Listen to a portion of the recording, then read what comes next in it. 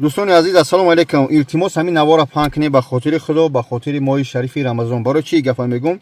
بعضی خواهرها مقصد نمیتونن بازارا رفتن، یعنی که شوهرش اجازه نمیده، اکا و دادراشون و برادرای هستن که نمیخوان زناشو در بازارا روان خرید کنن. برای شما چی گفتنیم توصیه میتیم؟ این همین سایت خواهرا که در مسکو قرار داره، این همین لباسای دست همه یا نلیچی هم. بعد با هستن دیگرو در واتساپ شون در روی اکران رقمشو هستن مینویسه.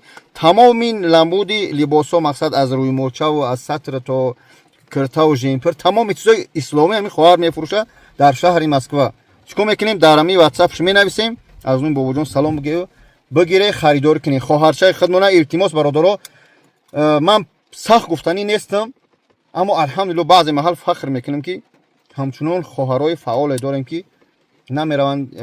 مقصد خواهرایی که در کارهای غیج سختشون هست، کارهای غیج نمیکنه، همین کارها پیشروی بیزنس حرکت کنیم. همین خواهرها را در روسیه در گیجای باشن از کارهای غیج بکشیم و در همین بیزنس ها در همین کارهایی که یک آبرو فخر تاجیک است چیکار کنیم؟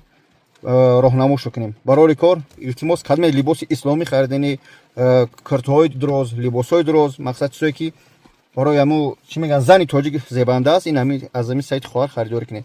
نه که نرخ نباشه قچ صحبت کنید در بالکن من. السلام علیکم.